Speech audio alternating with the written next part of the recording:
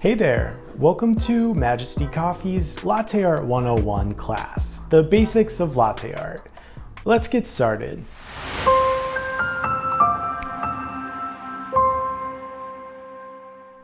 Alright, so first things first, let's go over a few of the things you'll need to create latte art. The first of which being a pitcher.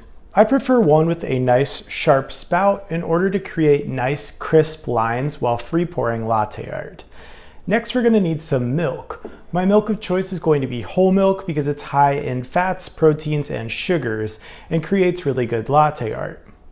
After that, you're going to need a nice espresso, one that produces a good and thick crema, and obviously your espresso machine. Other things that are helpful are an apron and also a towel. Let's begin by pulling a shot of espresso. Alright, so today we'll be using 18 grams of espresso for a double shot. This espresso is somewhere between 3 and 14 days, which is the recommended period to use your espresso to achieve the best crema. Depending on your specific one, you'll know when your crema is rich, thick, and looks nice and brown in color. Next, we want to provide a nice even tamp, applying a steady amount of pressure, and I like to do a half a twist to shake off any extra grounds on there. Another tip is to add a nice pre-infusion onto your espresso machine, which just helps provide an even extraction.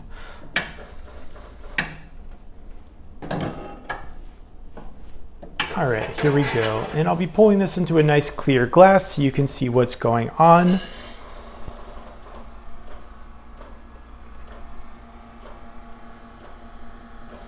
A beautiful, nice, thick crema developing over there, which is exactly what we want to see.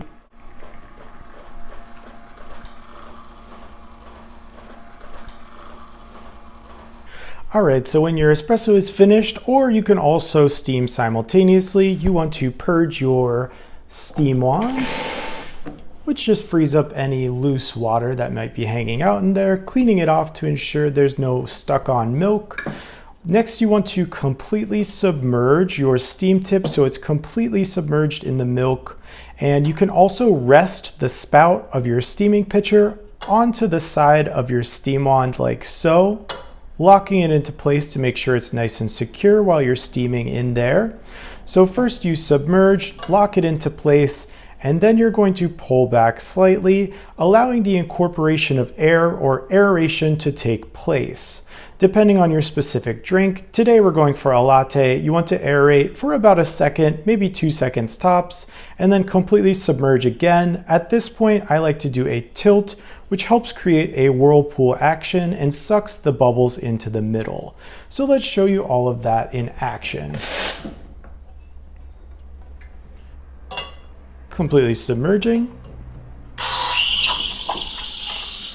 pulling down, creating air.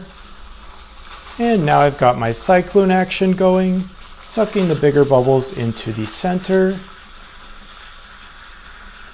Getting hot to the touch. I let it go for another second, so now we're getting up to 140, 150, and stop your steaming process. Purge it out, making sure to get all of that extra milk off of your steam tip.